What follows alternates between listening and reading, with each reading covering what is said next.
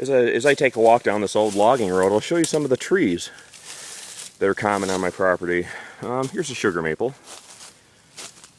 Bark is rather smooth, which isn't that common for a sugar maple. Must be the location. All over, I've got thousands upon thousands of small green ash trees, and some white. Little seedlings all over the place, which will be an important factor when the ash borer comes through. These young trees.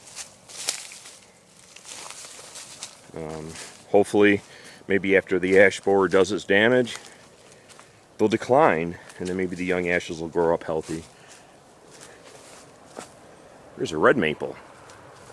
You can see the bark on the red maple. A little bit different. A little bit scalier. Beautiful tree. Also called soft maple. Okay, let's keep going. Sometimes you can't tell the difference between, I can't tell the difference between sugar maple and red maple. Bark's pretty similar, and in some circumstances they look alike in some locations. Here's a wild black cherry, which was scarred up from somebody who I allowed to bring down treetops with a tractor. Scraped a bunch of trees up along the logging road, so. Wild black cherry. Bark is scaly, dark. Very valuable timber tree. Not a ton of them on the property. 20 maybe.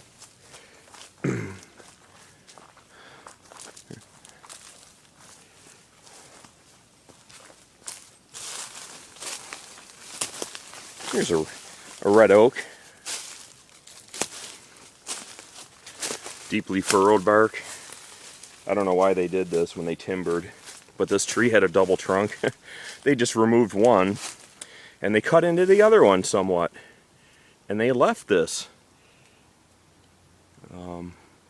This trunk here, it seems to be holding on. It even seems to be healing, but they left this in rather an unsafe position, so it was kind of dumb.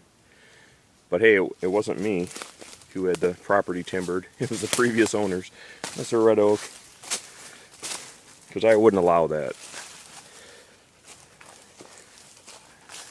Oh, here's my dog Maggie, golden retriever. She's a wonderful dog. She loves it out here. If I ask her if she wants to go up the road or up the hill, she'll remember for 2 or 3 days and stick to me like glue until I take her, because she loves coming up here, and she has a good memory.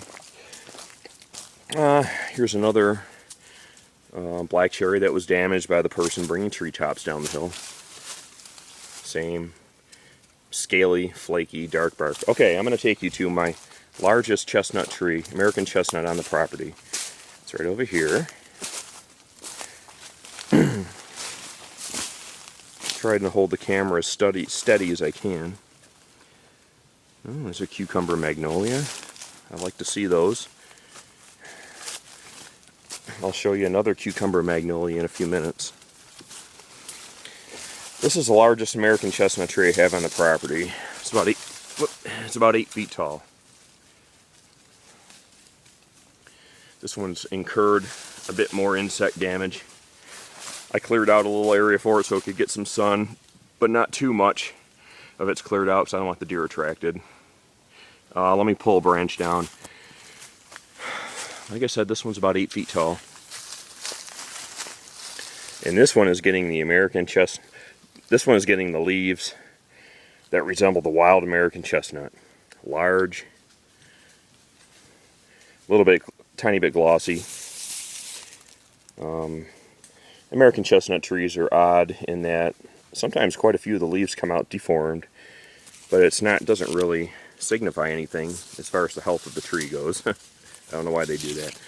This one here has put out over 2 feet of new growth. Sorry for the bad camera angle here. Starting from my finger to the end of this branch is all new growth. These trees will grow fast once established. I bought this tree from Coldstream Farm online. I'd highly recommend them. People who work there are great. They send you healthy trees, and they're very supportive, and the delivery's quick. They're packed well. This tree, I don't even know where the seed came from for this tree, but they make no claims as to blight resistance. So this one, who knows? I just planted it as an experiment, so we'll see how it does. I do pray over my trees. If that sounds strange to you, but I do. I ask God to protect them since God created them. And I thought this would be a testimony to His power if these survived, even though the blight really is all over this area. So we'll see what happens. Okay, and let me show you something interesting down here. I'm not sure if you can be able to see this. See, by my finger is a sizable wound. It's about a ½ inch high. It goes around about half the tree. I don't think I did it. I think it was an animal. But anyway, this tree was wounded. The bark was torn right off, and it turned orange. And I'm like, oh no, the blight's going to get in there and kill the tree. But this tree completely healed itself over. So I thought that was very amazing. So we'll have to see. Maybe this tree's blight resistant. I'm hoping.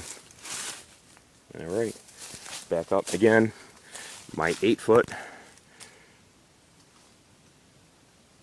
pure American chestnut tree here in Hinsdale, New York. Just one curious note about the chestnut trees. I have 9 acres here. We have 9 acres. And there were no chestnut trees on this property. No chestnut trees. I've scoured this property. I've been all over it. Nothing. Not even little saplings or seedlings coming out of old root systems.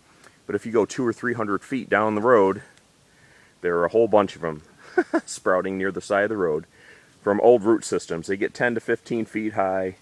The blight kills them back, and then the process repeats itself. So anyway, I just thought it was funny. Right next to my property are all these American chestnut seedlings, but none on my property. But I've got about 10 or 12 out here now, as I'm planting them in the forest in their natural habitat in various places. Okay, thanks a lot.